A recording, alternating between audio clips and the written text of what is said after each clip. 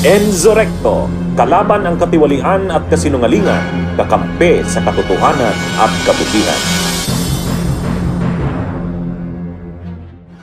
Durog na durog ngayon ang pagkalalaki nitong si Roque sa mga sinabi ni dating Senador Leila de Lima. Nito po kasing nakaraan lang na araw nag-file siya ng COC para tumakbo bilang representative ng kanyang party list. At dito tinanong siya kung ano daw ang masasabi niya kay Harry Roque sa pagtatago nito. Sinagot naman niya ito. At tila sa kanyang sagot ipinapamukha ni de Lima kay Roque na mahina ito at duwag. Anyway, halina't alamin po natin ang kanyang sagot. At malalaman po ninyo dito kung bakit ko sinabi na nadurog ang pagkalalaki nitong si Roque. Panoorin po natin ito. Hi ma'am, good morning po.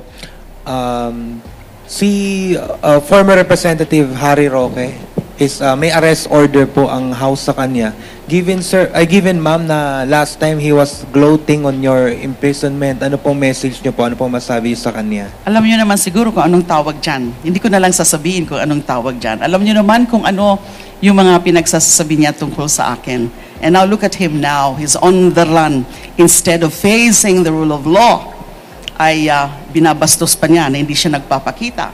Kahit nga dinismiss na yung kanyang writ of amparo. So siguro naman na-realize na niya kung gaano ka mali, yung mga mali na mga nasabi niya tungkol sa akin at saka yung mga ginawa niya sa akin. And I think you should realize that. So really, marunong talaga ang Diyos.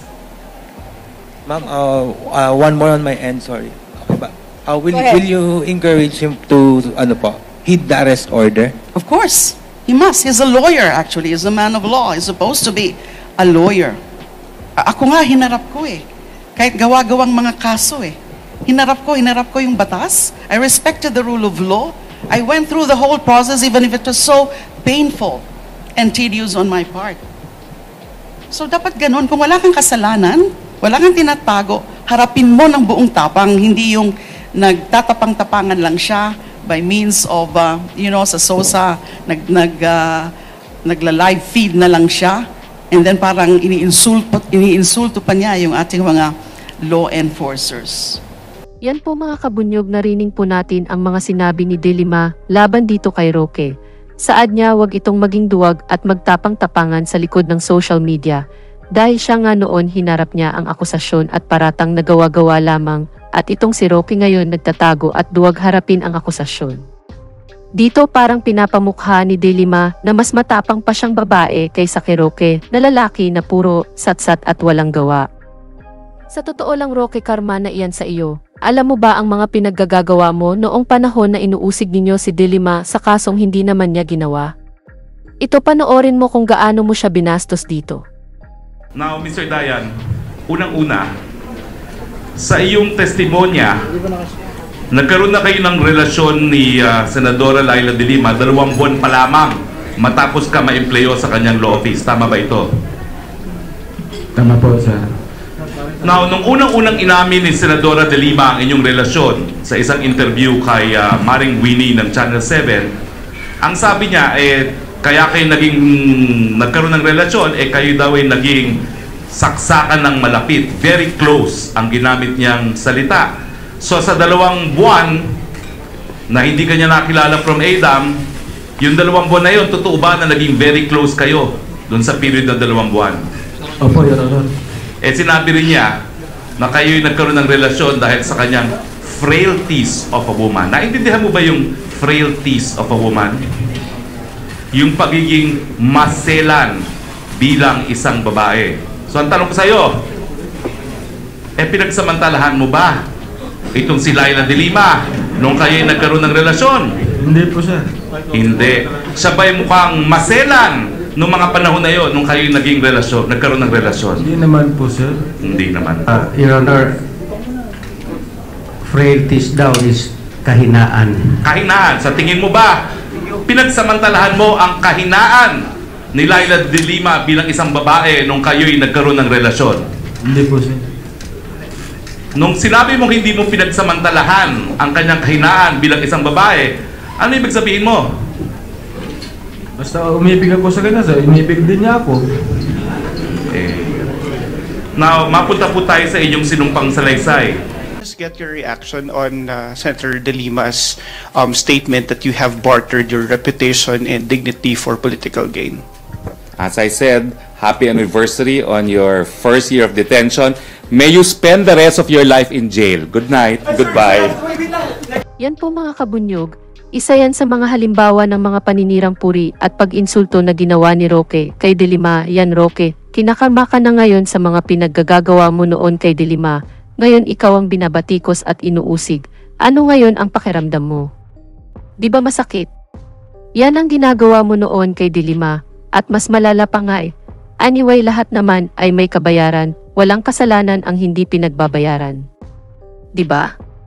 At sinabi rin ni De Lima dito na naghahangad din siya ng hustisya sa mga nangyari sa kanya at panagutin ang mga sumira sa kanyang buhay noong panahon na ikinulong siya sa salang hindi naman niya ginawa, pero nilinaw naman niya dito na hindi naman iyan ang tunay na purpose niya kung bakit tatakbo siya bilang representante, bagkos para matulungan din ang mga katulad niya na pinagkaitan ng hustisya at napagbintangan din sa salang hindi naman nila ginawa. Hi, good afternoon po, former Senator. Yeah, Rainiel from TV5. Ma'am, many are speculating that your political comeback is both revenge and redemption dahil dun daw sa yung babalikan nyo raw yung mga gumawa ng injustices sa inyo. And probably, marami pang former Senator Laila De Lima yung nasa piitan ngayon because of injustices. Your stand on this? I will always fight for justice for anyone because justice is for all. Just like human rights are for all, justice is for all. Now about redemption, yes, I have attained actually redemption. I have attained vindication. The truth came out about my innocence. The truth came out that these were all invented accusations. Now I was vindicated when my 3 cases were dismissed. I was absolved from all these trumped up charges. Now, but I've been saying also that I cannot attain full vindication if hindi rin sila mapanagot sa mga ginawa nila sa akin. You know, false prosecution, fabrication of evidence.